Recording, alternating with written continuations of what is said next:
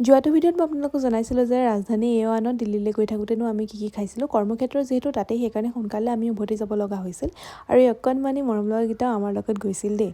আমি এখন ডাঙৰ গাড়ী বুক কৰিছিলোঁ কাৰণ বস্তু আমাৰ বহুত আছিলে সেইকাৰণে। ঋষিৰ ঘৰলৈ যিহেতু মই প্ৰথমবাৰৰ কাৰণে যাম, সেইকাৰণে সি মোৰ কাৰণে অকণমানি ছাৰপ্ৰাইজ এটা ৰেডি কৰি ৰাখিছিল আৰু হৈছে এয়া য়শ। আমি একেখন ইউনিভাৰ্চিটিতে পঢ়া আৰু এয়াই হৈছে আমাৰ অকণমানি ঘৰটো। গোটেই ফুলেৰে তেওঁলোকে সজাই থৈছিল ঘৰটো মোক আদৰিবৰ কাৰণে। আমি এটা এটাকৈ বস্তুবোৰ আনপেক কৰিছিলোঁ আৰু এইটো গিফ্ট ঋষিৰ বন্ধুৱে তাক দিছে। মই আকৌ ঘৰৰ পৰা কাঁহৰ বাচন লৈ আহিছোঁ কাৰণ মোৰ সৰুৰে পৰাই কাঁহৰ বাচনত খোৱাই অভ্যাস, সেইকাৰণে এটা এটাকৈ বস্তুবোৰ উলিয়াই আছোঁ। যিহেতু সামৰোঁতে অকণমান সময় লাগিব, বস্তু বহুত।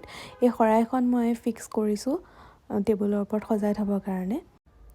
ঋষিয়ে মই শৰাই লগোৱা চাই আছে আৰু সুধিছেও মই এখন ক'ত থ'ম, গতিকে মই তাক দেখুৱাইছোঁ যে এইখন মই এনেকৈ কৰি কিনে টেবুলৰ ওপৰত এনেকৈ সজাই থ'ম বুলি। সন্ধিয়া মই য়শ আমি এনেকৈ ওলাই গৈছিলোঁ কাৰণ ডিমাৰ্টত বহুত বস্তু আমাৰ ল'ব লগা আছিলে সেইকাৰণে, আৰু ইয়াত সকলো বস্তুৱেই পোৱা যায়।